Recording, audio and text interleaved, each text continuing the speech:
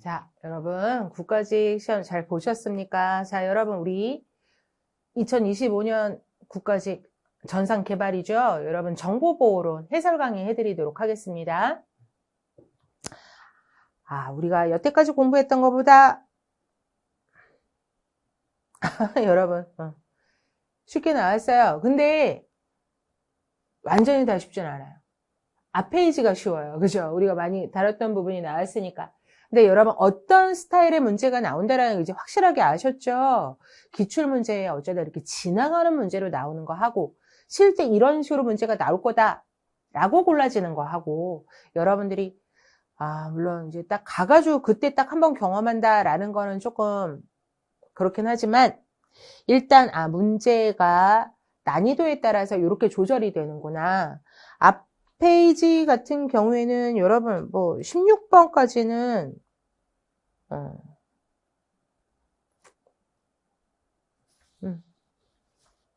제가 봤을 때는 여러분 20번까지 충분히 잘 푸셨을 것 같은데 여러분 17번, 19번, 20번 이런 부분은 어려운 문제예요. 어려운 문제예요. 다루긴 했으나 여러분들이 그런 부분까지 잘 염두에 두셨을까라는 부분이 없지 않아 있죠. 근데 여러분 이게 항상 난이도 조절용 문제가 들어간다라는 건 꼭 아셔야 합니다. 꼭 아셔야 합니다. 절대로 다 쉬운 것만 나올 거라고 생각하지 마세요. 여러분 항상 말씀드리잖아요. 여러분 예전에 비해서는 요즘 굉장히 쉽게 나오는 거라고. 제가 언제나 다 그렇진 않지만 그러니까 여러분 이게 2018년, 19년 그때에 비해선 확실히 한두 문제 정도까지는 더 쉬워졌어요. 그때도 여러분 뭐 난이도가 어려웠다라고 해서 20문제가 다 어렵게 나오는 건 아니거든요. 그러니까 이 조절된다라고 했을 때 그런 약간 여러분들이 충분히 헷갈릴 수 있고 여러분 어려울 수 있는 문제를 몇 개를 표현을 하느냐 이 차이인 거죠. 근데 조금 여러분들이 조금 더 생각하셔가지고 쉽게 푸셨으면 하는 마음이 언제나 있어요. 언제나 있어요. 근데 자 정보 보호론도 여러분이 잘 푸셨을 거라고 생각하고 근데 이제 제가 이제 딱 시험지를 갖다 딱 보고 나서는 약간 좀 내 수업만 잘 쫓아오고 여러분들이 만약에 약간 생각을 별로 안 한다라고 했을 때는 그래도 두세 개는 좀 틀렸을 수 있겠다. 근데 여러분 항상 그 생각을 해요. 내가 말한 걸 기억해 주길 바라는 부분도 있고 책에 나와 있는 부분 그 한 페이지를 여러분이 기억했으면 하는 부분도 있고 근데 그건 사람마다 다 다르잖아요. 똑같이 말해주는 수업인데도 어떤 학생은 그걸 탁 캐치하는 사람이 있고 어떤 분은 못 듣는 부분이 있고 또 이게 어느 정도 오래 가느냐 하고 좀 그리고 여러분 제 입장에서는 그래요. 여러분들이 공통 과목보다 전공을 좀 쉽게 생각하시는 부분이 있어요. 좀 억울해요. 그건 아닌데 실제 시험장 가서는 똑같이 5점이고 똑같이 5점이고 하나 틀렸을 때 그 실수다라고 생각했을 때 여러분들 그 감당할 수 있는 게 다르죠. 무조건 만약에 이제 여러분 석 달 전이다 무조건 전공 위주로 하셔야 돼요. 공통을 하지 말라라는 얘기가 아니잖아요. 그러니까 그걸 항상 하고 계셔야 되는 거고 전공은 조금 약할 수도 있는데 여러분 무조건 남들 하는 만큼은 다 하셔야 되는 거야. 남들 하는 만큼 난 된 것 같다. 여러분 그런 건 없죠. 해도 또 해야죠. 어려워도 그걸 받아들이고 어느 부분까지 내가 기억하고 있어야겠다라는 것도 기억하셔야 되고 언급이 됐던 것도 기억하셔야 되는 거고 그죠? 그래서 이번에는 여러분 집안지 문풀 할 때는 쉬운 거 어려운 거 아주 그냥 많이 집어넣어 드릴 거예요. 그러니까 항상 요 정도 비율로 요거보다는 지금 약간 비율이 3-4개는 난이도가 조금 있는 문제 나머지는 항상 나올 수 있는 문제 오히려 제가 봤을 때는 우리 모의고사에서도 거의 언급 안 하고, 여러분 이거 아는 거니까 내가 문제 하나가 아까워서 못 넣어드려요. 이랬던 문제들도 사실상 확인 차원에서 다 집어넣어드렸어야 되는데, 제가 진도별을 약간 믿는 구석이 없지 않아 있어요. 그걸 여러분들이 계속해서 푸실 거라는 생각을 하는 거죠. 근데 여러분 지방직 대비해서는 골고루 꼭 보셔야 합니다. 전공 과목에서도 여러분 점수가 제대로 나와야 돼요. 특히나 여러분 모든 것들이 다 마찬가지기도 하지만 이게 국어, 국사, 영어 같은 경우에도 여러분 쉬우면 다 쉬워요. 근데 여러분 전공은요? 쉬우면 다 쉬울까요? 아니요. 무조건 여기까지 제대로 여러분들한테 조금이라도 더 어렵게 생각할 수 있는 부분을 한두 문제는 넣어놓는다라는 뜻인 거예요. 근데 그런 부분을 제가 뭐 기출이든 진도별에서든 집어넣어주게 되면 그거 하나 설명하는데 막 3, 40분이 가니까 자주는 못 해드리는 거죠. 대신 여러분이 자꾸 보면서 연습하길 바라는 거죠. 그런 부분들이 없지 않아 있어요. 그죠? 그러니까 여러분 그런 부분은 여러분 꼭 잘 챙기시기 바랍니다. 자, 잔소리는 그만. 자, 여기까지 하고. 여러분 정보보호로 같이 한번 보도록 합시다. 앞페이지 여러분들이 얼마나 신났을까. 여러분 적극적 공격 해당하는 거 모두 고르세요. 적극적 공격은 여러분 내가 공격을 당하는구나 라는 걸 알아요. 왜? 자원에 뭔가 문제가 생기니까. 자원이 수정되는 거예요. 자원이 갑자기 사용하기 힘들어지는 거예요. 우리가 정보보호 목표 커다랗게 기밀성, 무결성, 가용성 딱 놓고 본다면 여러분 기밀성은 내 자원에 뭐가 문제가 있는지 잘 몰라요. 근데 남들이 듣는 거예요. 소극적. 적극적은 무결성 정보가 바뀌고요. 변조나 위조가 생기고요. 여러분 재전송 같은 것도 들어간다 그랬잖아요. 그리고 내가 쓰고자 할 때 옛날에는 잘 됐는데 오늘은 서비스가 늦어요. 가용성이 떨어질 수 있다는 뜻이에요. 서비스 거부가 생길 수가 있다. 여러분 위장합니다. 신분 위장. 남인데 정당한 사용자 인척을 한다 이거죠. 변조, 메시지를 바꿨습니다. 도청, 트래픽 분석.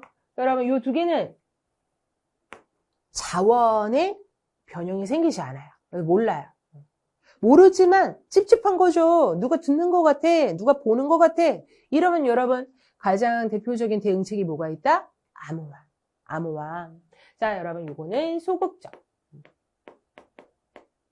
자, 그래서 여러분 적극적에 해당하는 거 기억니은. 답 1번입니다. 자, 전자서명. 여러분 이것도. 자, 100% 맞추셨을 거라고 믿어 의심치 않습니다. 여러분 전자서명, 무결성, 서명자 인증, 서명 생성 사실 부인 방지. 기밀성은 절대 여러분 기밀성 하고 싶으면 무조건 암호화를 하셔야 돼요. 그죠? 자, 답은 4번. 자, 흔히 오렌지북, 미국.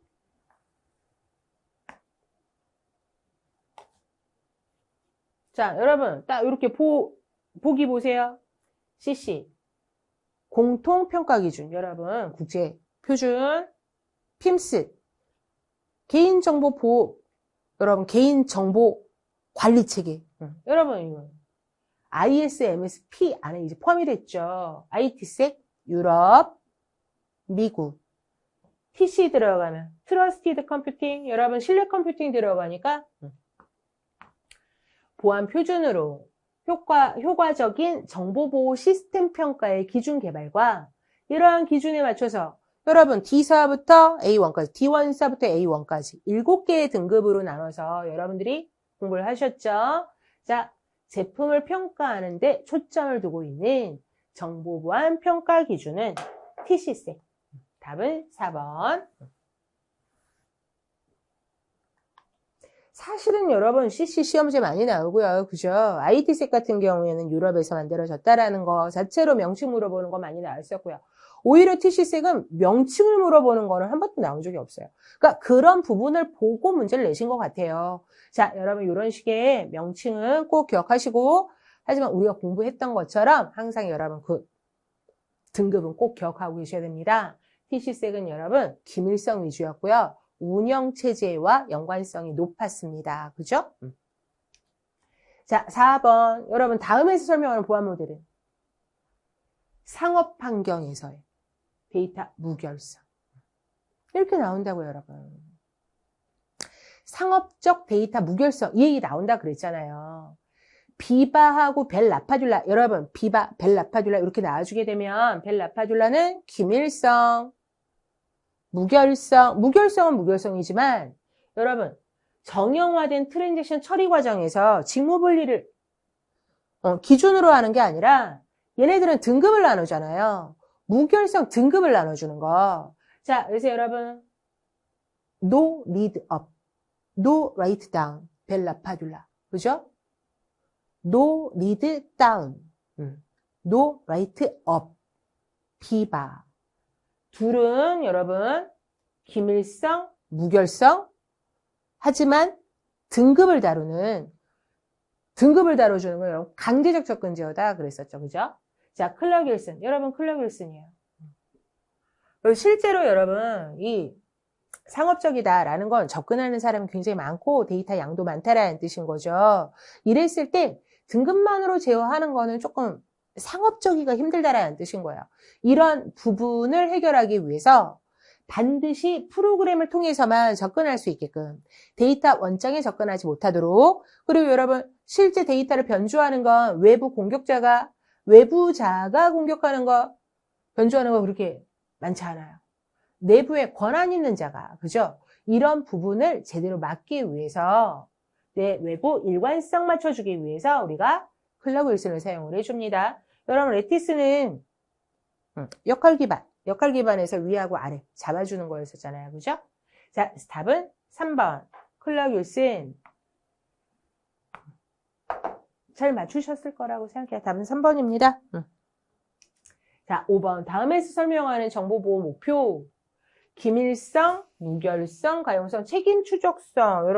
이렇게 나왔는데 정당한 사용자가 데이터, 자원을 필요로 하는 시점에 사용할 수 있는 거. 정당하지 않은 사용자, 아예 떼놓고 보는 거예요. 정당한 사용자가 내가 원할 때 얼마나 빨리 지체 없이 서비스가 제공이 되는가. 그런 걸 하려면 백업 받아놓고 유지하세요. 여러분 중복성 유지, 서비스 거부 공격, 그 다음에 여러분 자연재해, 지진, 홍수 이런 것들이 있습니다. 여러분 답은 2번 가용성, 기밀성. 다른 얘기는 안 하고 여러분 정보 보호 목표는 여러분 해설 강의라 그냥 간단하게 해드리고 싶어서 그래요. 여러분 정보 보호의 목표는 너무너무 쉬운 문제다가 아니라 너무너무 지켜야 되는 기본인 거예요. 그죠? 기밀성, 무결성, 가용성. 자, 거기에 네트워크 쪽에서는 여러분 인증성, 가용성이 약간 내려오고 인증성이 더 올라가기는 하지만 그렇다라고 해서 여러분 가용성이 아예 없어지는 건 아니거든요. 무조건 사용자한테 어떤 서비스를 제공하는 그런 개념이다 라고 했을 경우에는 가용성이 유지가 돼줘야 합니다. 자, 책임 추적성. 어딘가에서 문제가 생겼다면 책임을 질 사람을 찾아내야겠죠. 그런 부분을 잘 관리하고 있어야 된다는 뜻이에요. 자, 답은 2번. 자, 6번. 개인정보보호법에서 규정하고 있는 개인정보에 해당하지 않는 거. 여러분, 살아있는 개인에 대한 정보예요. 누구구나라는 걸 특정할 수 있는 것들. 자, 근데 여러분, 4번은 안 됩니다. 여러분, 살아있는 자에 대한 정보. 자, 그래서 답은 4번. 여러분, 이 부분은 문제 많이 보셨어요. 기출문제에도 있고요. 여러분 좋아하는 기출문제에도 있고, 동형 모의고사에도 있고, 자, 여러분 개인정보는 살아있는 자에 대한 정보. 개인을 알아볼 수 있는, 특정할 수 있는 정보다. 자, 6번의 답은 4번입니다. 자, 여러분 7번. 다음에서 설명하는 기술은 뭡니까? 공인 IP 주소가 내부 사설 IP 주소보다 부족할 때 적용 가능한 방식이다. 원래 여러분 왜 만들어졌다? 공인 IP 주소가 부족해서 IP 버전 4를 사용을 할 때 부족해서 여러분 어떤 기술이 있어야 사설 IP를 마음 놓고 쓸 수 있을까요? 사설 IP는 원래 여러분 그 사설망에서만 사용할 수 있게끔 만들어 놓은 건데 인터넷상에서 사설 IP를 쓰더라도 인터넷을 할 수 있게끔 만들어 주는 거니까 여러분 보통 게이트웨이가 이 역할을 해주죠. 네트워크 어드레스 트랜슬레이션 네트워크 주소를 바꿔줍니다. 여러분 나가면서 게이트웨이가 자기 주소로 바꿔줘요. 원래는 게이트웨이 주소예요. 그죠? 자, 그래서 여러분 공인 IP 부족을 해결하기 위해서 우리가 사설 IP를 쓰게 됐고 사설 IP를 통해서도 충분히 통신할 수 있도록 NAT라는 기술이 만들어진 거. 내부 사설 IP 주소나 내부 네트워크 대역을 공인 IP로 자동 매핑해준다. 내부 IP 주소를 외부로부터 보호해주는 게. 그래서 여러분 이게 단순하게 주소 부족을 해결하기 위해서만 썼다면 IP 버전 6를 사용하고 있는 현재에서는 이제 NAT는 안 해도 되지 않을까라고 생각할 수 있는데 안 그렇다라는 얘기인 거예요, 여러분. 물론 아직까지도 IP 버전 4를 그대로 쓰기도 하지만 내부를 보호하겠다라는 목적으로 굉장히 좋은 기능으로 이제 평가를 받고 있는 거죠. 자, NAT. 그래서 여러분들이 이 기술을 기능을 어디에서 공부하셨다? 방화벽. 게이트웨이 공부하실 때 여러분 방화벽에 포함되어 있는 기술로 보셨어요. 그죠? 자, 우리는 사실은 얘네들 동작하는 것까지 다 공부하셨잖아요. 자, 여러분 NAT, ARP는 IP 주소를 MAC 주소로, IPS는 침입을 방지하는 시스템, 프리벤션, 방지하는 시스템, 방화벽 더하기 침입 탐지, 주소 변환. 여러분 VLAN은 랜을 구축을 하는데 여러분 물리적이지 않고 여러분 논리적으로 그룹을 만들어주는 거죠. VPN 아니에요. VLAN이에요, 여러분. 버추얼랜. 답은 3번이에요. 자, 8번. 다음과 같은 과정으로 진행되는 공격은? 자, 여러분. 얼마나 많은 중간자 공격을 예로 들어드렸습니까? 그죠? 여러분. 근데 2015년에 중간자 공격을 설명해주면 학생들이 굉장히 재밌어 했거든요. 근데 2025년 대비로 중간자 공격을 설명해 줄 때는 여러분들이 다 알아요. 그러니까 시간이 그만큼 지난 거예요. 다 아셔가지고 재미가 없어요. 반응이 재미가 없어요.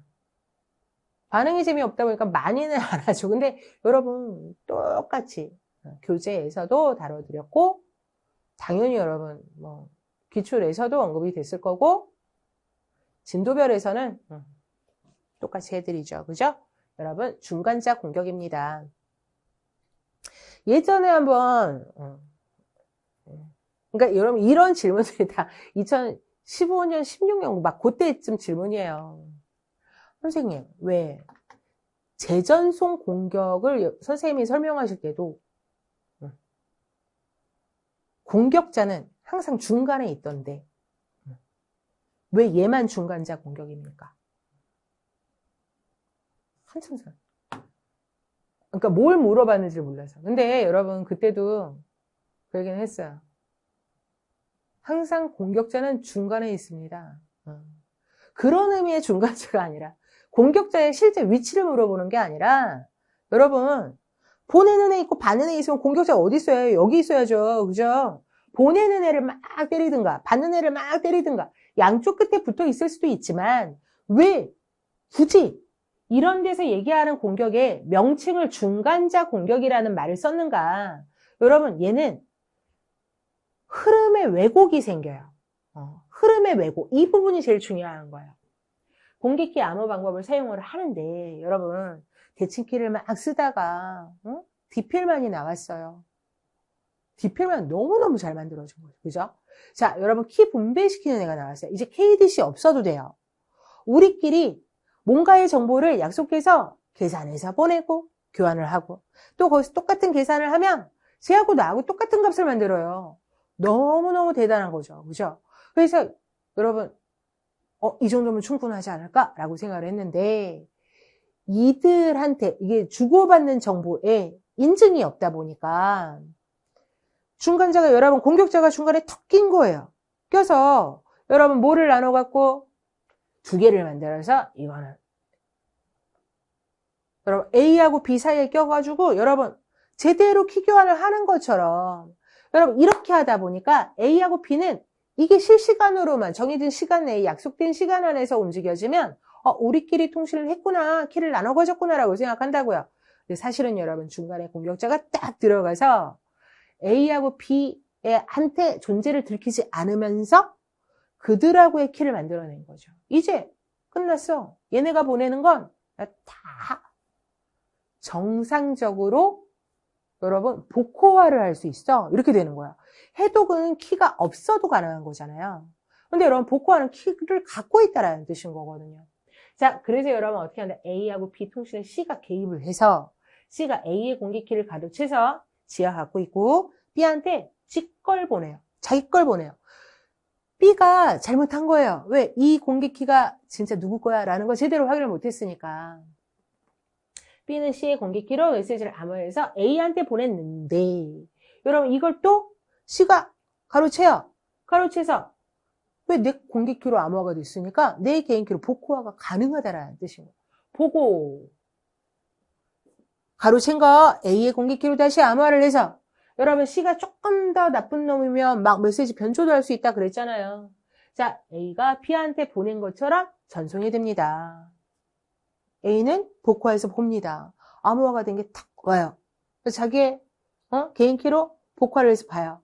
이 중간에 누군가가 C가 봤다라는 사실을 A는 모른다라는 뜻인 거죠.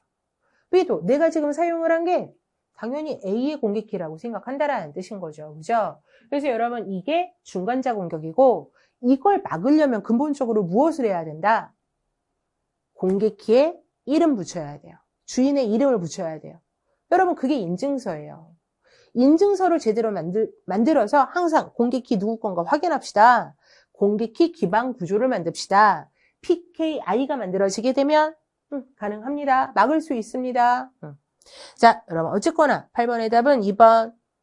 여러분 스머프 서비스 거부 공격, 스니핑 도청. 여러분 이거 도청이다라고 우기시면 안 돼요. 자, 그리고 여러분 4번 슬로우 로리스 서비스 거부죠.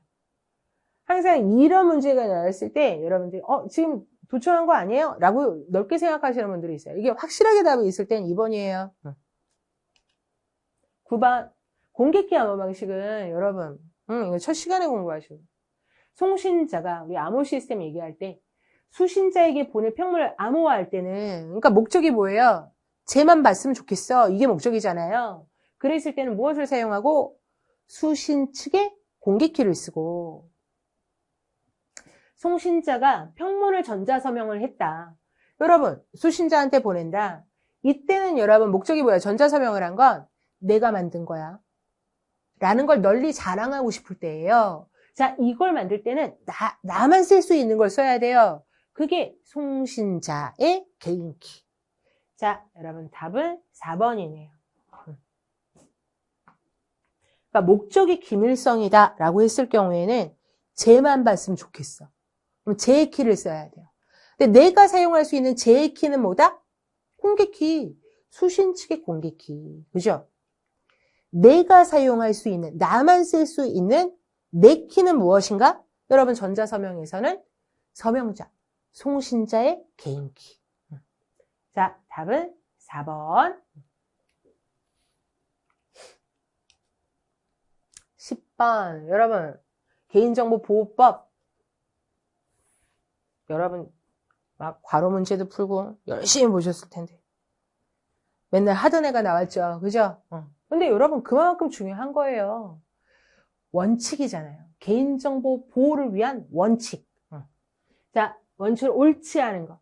개인정보 처리자는 개인정보를 익명 또는 가명으로 처리해도 개인정보 수집 목적을 달성할 수 있다면 익명이 가능한 경우에는 익명에 의해서. 여러분 이건 여러분 다 외우셨을 것 같은데 익명 가능 익명에 의해서. 익명 목적을 달성할 수 없을 때 가명에 의해서. 그죠? 익명하고 가명. 여러분, 익명상에서 처리하는 건 그걸로도 충분하다. 그럼 거기서 하는 거야. 근데 이것만으로는 너무 가려놔서 여러분 익명은 결합을 해도 누군지 모르는 거잖아요. 그죠? 자, 그러다 보니까 처리 목적에 따라서 익명은 조금 너무 완전히 너무 많이 가려져 버린 거죠. 그죠? 자, 이랬을 때 만약에 처리 목적이 그것만으로 안 된다면 익명을 가명으로 바꿔서 자, 여러분 답은 1번. 이건 잘 맞추셨을 거라고 생각해요. 자, 여러분 워낙 많이 다뤄드렸던 부분이기도 하고 기출에도 나왔고, 그죠? 여러분 이 기출이 어디서 나온지 아시죠? 계리직에서 나와서 계리직. 여러분 계리직을 무시해서 하는 게 아니라 문제는 계리직이 제일 어려워요. 진짜로 그래요. 그러니까 수준이 여러분.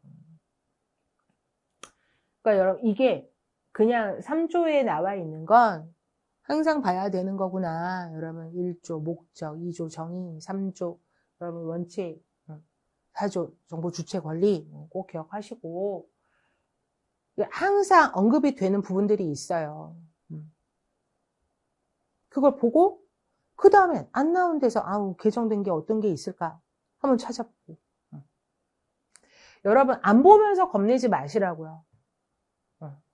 항상 그러잖아요. 여러분 항상 보면 시험 때가 되면 너무 겁을 내는 거예요. 그럼 이제 또 엄마의 마음으로 또 여러분들한테 막 뭐라고 하죠. 뭐 이게 뭐라고 그냥 그 겁을 내냐고. 근데 여러분 살면서 겁이 나는 건 뭔가 아직까지는 안 닥칠 미래를 내가 좀 알 것 같을 때 겁이 나잖아요. 이게 나이 먹어가면서 이제 경험치도 많아지고. 근데 그 겁을 없애는 방법은요. 완전히 없앨 수는 없지만 조금이라도 감소시키는 건 그거에 대비해서 뭔가를 해야 돼요. 뭔가를 해야 돼요. 안 하면 안 하면 아무것도 해결하는 거 없죠. 그러니까 여러분 시험 잘 보고 싶은데 혹시나 내가 가가지고 실수할까봐 계산해서 틀릴까봐 그럼 빨리 꺼내가지고 계산 문제 찝찝한 거 다 풀어보면 돼요. 나 법 부분 안 봤는데 법 부분에서 문제가 많이 나올까봐 그럼 빨리 법을 봐야죠. 천천히 보다 보면. 근데 우리가 천천히 가다 보면 막 걷고 싶어지고 걷다 보면 막 뛰고 싶어지고 뛰다 보면은 숨이 막 헐떡헐떡 거리고 죽을 것 같고. 근데 여러분 꼭 뛰라는 얘기가 아니라 항상 시험 보기 며칠 전 어떤 분은 이제 막 한 달 전서부터 막 그 증세가 나타나죠.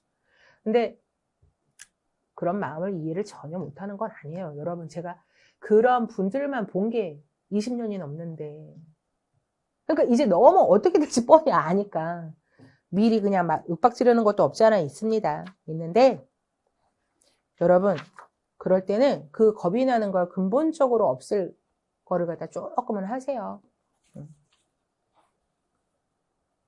안 하고 겁내지 마시고 하세요. 보세요. 보시면 돼요. 그럼 봤는데도 못 풀겠다. 그럼 뭐 어쩔 수 없죠.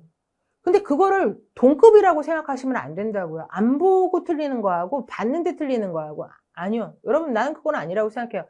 여러분이 시험 문제에서는 똑같은 점수를 받았다라고 하더라도 이미 사람이 달라요. 그리고 여러분 다음에 또 시험 문제가 있을 때 어떻게 해서든지 내가 봤던 거는 나한테 도움이 되죠. 마이너스가 안 돼요. 마이너스가 안 돼요. 진짜로. 자, 여러분 10번의 답은 1번이고 여러분 법도 여러분 꼭 마음에 드실 만큼 잘 보시기 바랍니다. 지방직은 작년에도 여러분 시행령이 꽤 나왔어요. 시행령까지 갔었는데 여러분 이 국가직에서는 생각보다 쉽게 나온 거예요. 쉽다라기보다는 꼭 아셔야 되는 걸 낸 거죠. 그죠? 자, 여러분 11번. 스택 버퍼 오버플로우 공격. 대응하는 방안. 자, 옳지 않은 거. 스택이 저장할 수 있는 데이터의 최대 길이. 꼭 길이 검사를 하는 안전한 함수를 쓰세요. 코드가 실행되는 거 허용하지 마세요, 여러분. No execution. NX. 그죠? 자, 답은 2번이고요. 이건 여러 번 해드렸어요. 자, 여러분 3번. 임의의 메모리 주소에 할당해서 스택 영역의 주소에 대한 추측을 어렵게 하겠다. 여러분, 랜덤하게 만들어준다라는 뜻이죠? A, S, L, R. 자, 4번. 카나리 값 나왔네. 여러분, 스택 가드. 스택 가드. 카나리 값 바뀌었으면 여러분, 복귀 주소도 바뀌었다. 라고 판단하는 거예요. 누군가에 의해서 변경이 됐구나. 자, 답은 2번입니다. 11번. 12번. 여러분, 이런 거. 몇 년 전에도 여러분, 지방직에서 비슷한 유형의 문제가 나왔어요. 그죠? 자, 정보보호 보호대책 요구사항 중 인증 및 권한관리. 근데 여러분, 그때보다 문제 쉽게 나온 거예요. 왜? 분명히 안 외우고 들어간 사람이 있을 거 아닙니까? 그죠? 보라 했는데 안 본 사람이 있지 않겠어요, 여러분? 자, 근데 여러분, 이게 딱 항목이 뭡니까? 요구사항이. 인증 및 권한관리자. 인증. 너 맞는가? 본인 맞는가? 어디까지 접근할 수 있는가? 권한. 자, 여러분, 인증, 권한관리 하려면 가장 기본적인 게 뭐겠어요, 여러분? 계정관리요. 사용자 계정관리. 식별하고, 인증하고, 권한검사 하시는 거죠. 자, 비밀번호 패스워드 관리하고요. 접근 권한 검토하셔야 되고요. 특수계정 권한관리. 자, 여러분 3번. 정보 시스템 보호는 하셔야 되는데 인증 및 권한관리하고는 상관이 없죠. 여러분, 이거는. 그러니까 여러분, 요게 꼭 다 내가 외우고 왔느냐가 아니라 얼마나 관련성이 있는가를 보셔야 되는 거예요. 난 이 문제는 여러분 진짜 문제 잘 내주신 거예요. 그죠? 자, 여러분, 이거는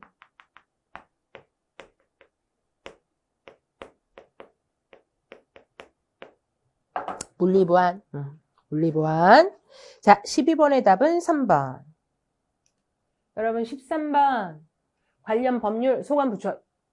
법을 갖다 볼 때는 소관부처 꼭 보셔야 되는데, 여러분, 이 소관부처가 하나로 똑 떨어지지 않을 때도 있어요. 그러면 여러분들, 그럼 소관부처를 내가 어떻게 아느냐? 여러분, 어떻게 아느냐가 아니라, 법을 여러분 인터넷에서 치잖아요. 그래서 법이 나오잖아요. 그럼 그 법 명칭 나오고 뭐 언제 개정돼가지고 지금 날짜 딱 최신 날짜 나오고요. 그 밑에 보시면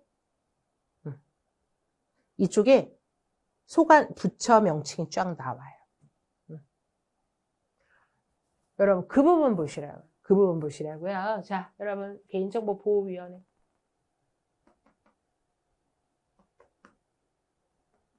과학기술정보통신부. 여러분 2번은 위치정보의 보호 및 이용 등에 관한 법률. 방송통신위원회.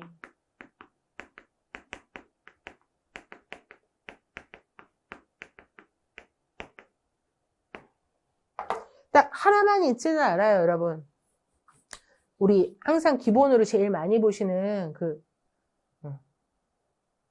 여러분 정보통신망법 있잖아요. 거기는 방송통신위원회도 있고 과학기술정보통신부도 있어요. 그렇죠, 많아요. 자, 근데 여러분 이런 스타일의 문제가 벌써 두 번째잖아요. 두 번째. 예전보다는 조금 어렵게 나오기는 했지만 여러분들이 직관적이다라기보다는 이런 식으로 한 번은 참고해서 꼭 보시기 바랍니다. 자, 그래서 답은 2번. 자, 14번. 공격자는 웹사이트에서 인증 과정을 거쳐서 활성 세션을 가지고 있는 사용자로 하여금 공격자가 만든 악의적인 링크에 접근하게 유도합니다. 이 링크를 클릭한 사용자는 자신도 인지하지 못한 채 공격자가 의도한 데이터를 몸체, 여러분, 첨부. 이거 나오면 여러분, 바디를 썼다라는 뜻이잖아요. get은 바디를 안 쓰죠. 기억나죠? 여러분, 얘는 바디를 안 써요. 지우셔야죠. 자, 포스트는 데이터가 이 안에 포함이 됩니다. 페이지 내용을 변경하도록 하는 get은 변경 요구가 아니에요. 웹페이지 전달해달라는 요청이지. 나 좀 보여줘요. 이거잖아요. 자, 여러분 포스트가 들어가고요.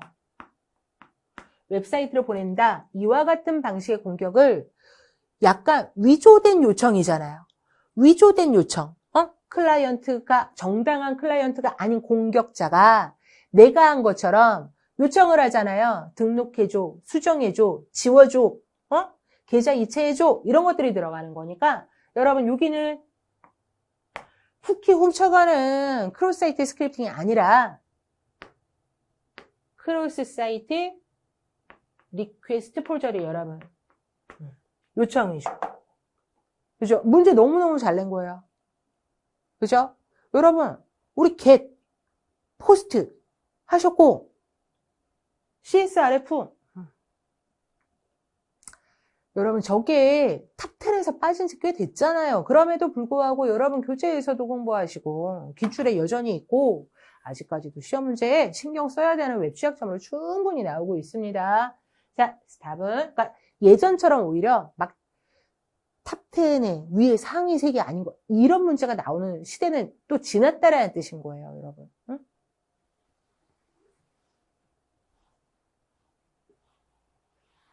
자, 그렇긴 하지만 신경 써야 되는 웹 취약점에 대해서는 반드시 알고 계셔야 합니다. 14번의 답은 4번이고요. 여러분 15번 S9 데이터 컨텐츠 유형 데이터의 기밀성만을 여러분 실제로는 그냥 뭐 하이브리드 방식이에요. 하지만 여러분 여기서 기밀성을 제공한다. 봉함된 데이터. 그죠? 봉함 데이터 공부하셨죠?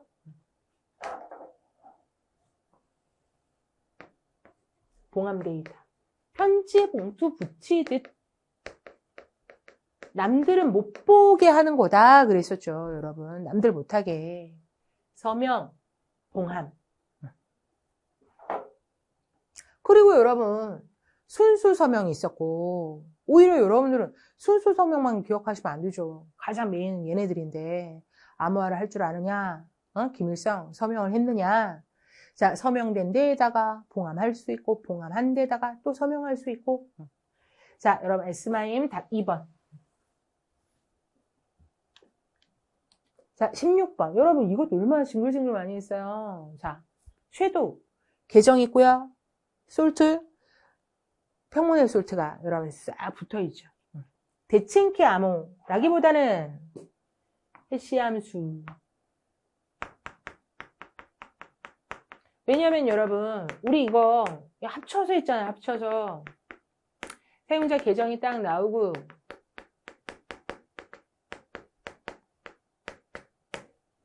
달러 6 달러 땡땡 달러 사실은 어떤 특별한 값이 있는데 이게 뭐다?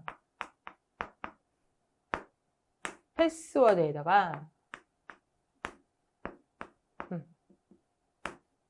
솔트야, 솔트. 이게 솔트인 거야. 난수야. 이 패스워드를 등록할 때, 계정 받을 때, 만들 때 어떤 솔트가 만들어졌는가? 평문의 솔트. 여러분, 이 숫자는 뭐다? 어떤 해시 함수를 썼는가? 해시 함수 종류 512, CQ해시 알고리즘 512 그랬죠. 그죠? 자, 합쳐서 해시 값. 기준일로부터 패스워드가 최종 수정된 날짜까지의 일수. 땡땡땡땡땡. 여러분, 며칠 지났습니다. 라고 얘기를 해주는 건데, 물론 이제 최소 사용일수, 최대 사용일수 이런 것들 다 들어가 주지만, 여러분 저건 일수로도 알 수 있고, 현재 날을 기준으로 가장 최근에 언제 패스워드를 갱신했는가 또 알 수 있다 그랬었죠. 자, 여러분. 맞추셨을 겁니다. 자, 답은 3번. 근데 여러분, 저기에, 물론,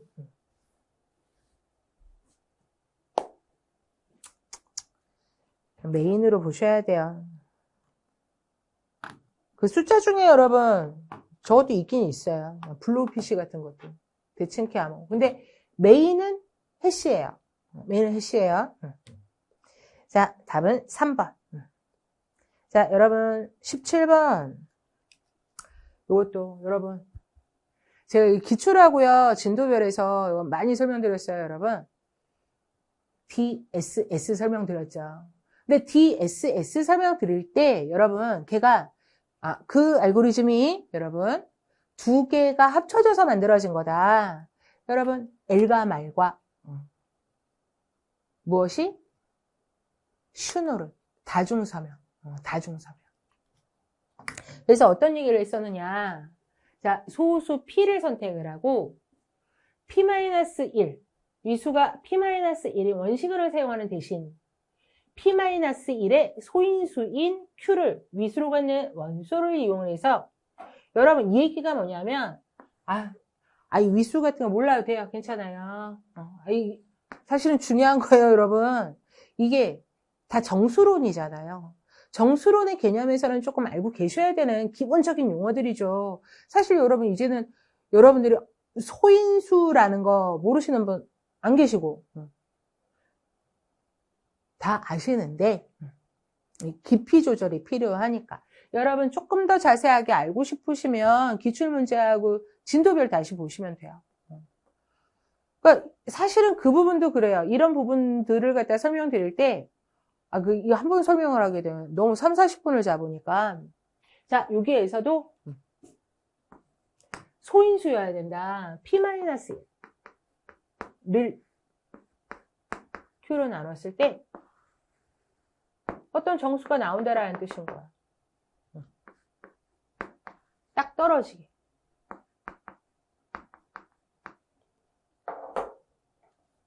자, 이런 값들을 이용을 해서, 이런 관계를 이용을 해서 뭐를 만들어준다? 공개 정보를 만들어요. 공개 정보를 만들어요. 여러분, 이게 슈누로에서도 있었고, 뭐가 있었다? 여러분, 이런 것들을 이용을 해서 사실상 DSS에서도 씁니다. 그러다 보니까 여러분, 이게 딱 걸리는 거죠, 그죠? 여러분, 이거 많이 하셨을 거 아니에요. 딱 보자마자 그 생각 먼저 들던데. 그랬다면, 여러분, 이걸 빼놓으신 거예요, 이거. 여러분, 이 C가 들어가잖아요? 소수 P를 선택하는 게 아니라 타원곡선, 접점, 점을 선택하셔야지. 자, 그 부분이 다른 거예요. 자, 그래서 답이 4번. 슈노르. DSS 공부하신 부분. 다중서명. 앞쪽에서 공개정보 만들기.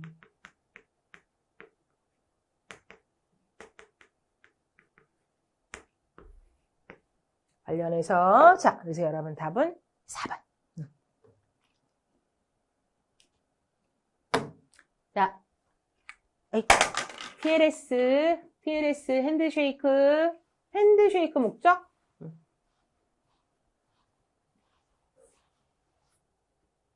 자, 1.2 기준으로 얘기합시다. 핸드쉐이크 할 때 클라이언트가 서버한테 암호 스윗을 다 보여주죠. 그죠? 목록 같은 거 보여주면서 여러분 클라이언트 헬로우를 한단 말이에요. 클라이언트 헬로우 할게요. 자, 이거 서버 헬로우를 해요. 자기가 사용할 수 있는 거, 뭐 버전, 난수, 여러분 암호 목록, 압축 목록 싹 다 보여주면 서버가 선택을 해주죠. 이게 1단계였다고요. 2단계는 서버가 클라이언트한테 인증서,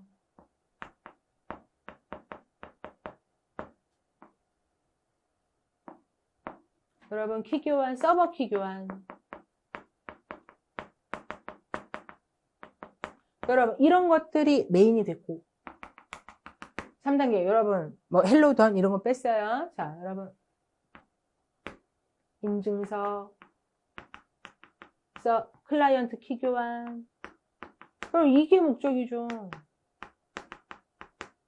이거를 해야 암호화를 하든 여러분 메시지 인증을 하든 어떤 키를 쓸 것인가 뽑아내는 뭐 인증서 검증. 그럼 네 번째 단계가 뭐였다? 그럼 암호 사양 변경.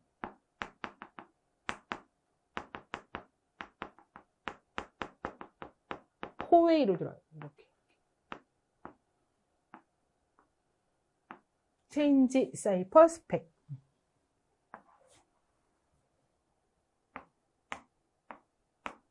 세션을 활성 상태로 유지한다 라고 얘기하는 건 여러분 하트비트. 응용 데이터 전송 아직 아니죠 여러분. 핸드쉐이크하고 실제로 데이터를 암호화해서 보내는 건 레코드. 자, 그래서 여러분 기억하고 디귿. 답은 1번.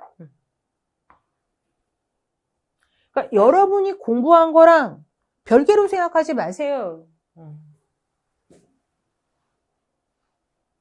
여러분 다 이거 막 괄호치기 해가지고 중간에 사용하는 여러분 정보들 보내고 받는 거 다 보셨던 거잖아요.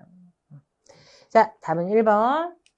19번. 다음 수식어로 표현된 HMAC. 딱 여러분 이런 문제가 어려운 문제예요. 왜? 난이도도 난이도지만 기존의 여러분들 거보다 조금 더 안쪽에. 하지만 여러분 전자서명한테 기밀성 제공하냐는 지방직에도 또 나올 수 있고요. 내년 국가직에도 또 나올 수 있어요. 그거는 100% 물어볼 수 있는 문제거든요. 이게 빈도수는 줄어들죠. 근데 여러분 이건 HMAC 많이 보셨잖아요. 여러분. 이제 보세요. K는 키, M은 메시지, H는 해시 함수. 해시 함수는 여러 개 쓸 수 있죠. 약속된 것으로. 자, X와 연결. 여러분 보시면 K 플러스가 키에다가 뭐 한 거다? 패딩한 거예요. 정해진 비트가 있다라는 뜻인 거예요.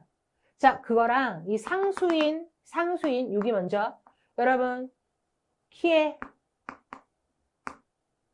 패딩 붙인 거 더하기 패딩. 길이 조절이 필요하구나. 얼마만큼?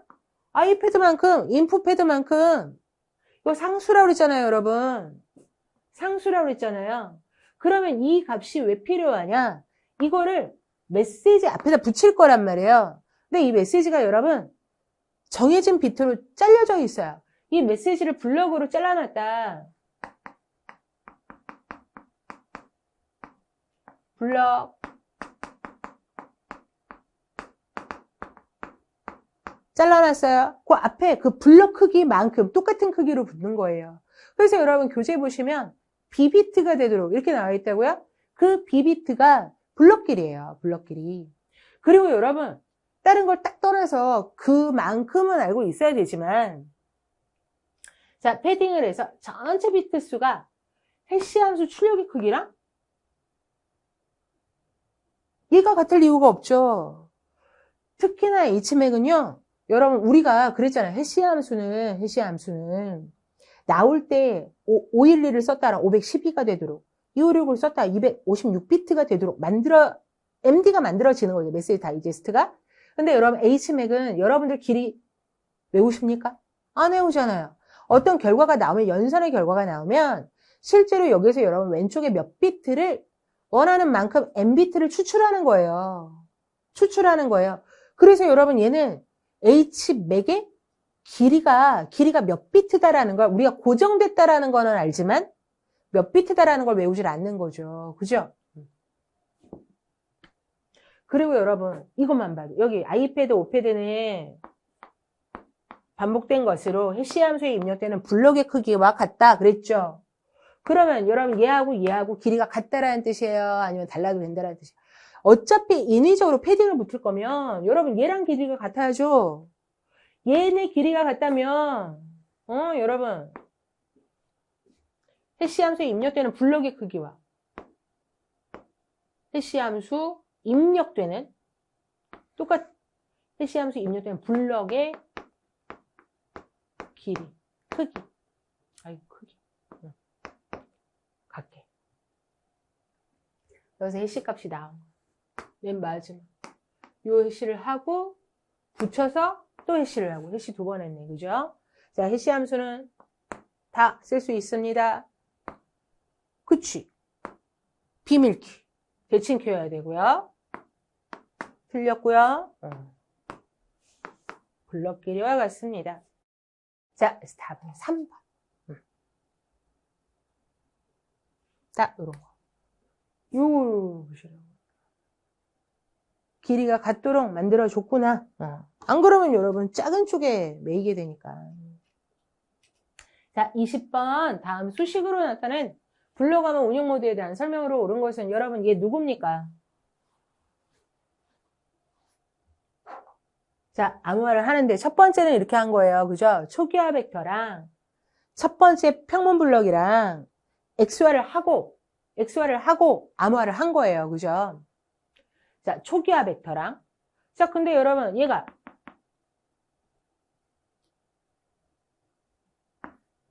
평문 블럭 1이 있다.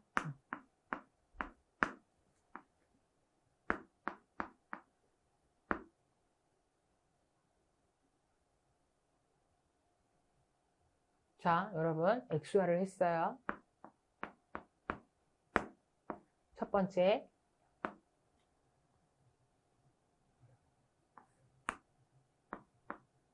이것을 암호화를 해요.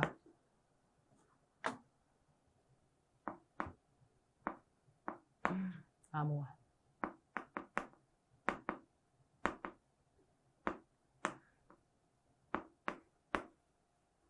C1이에요. 자, 이제 두 번째 수화부터는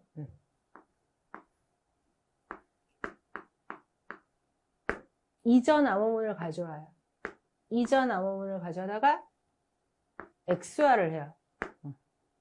XY를 하고 다시 암호화를 해요. 오. 여러분. CBC네요, CBC.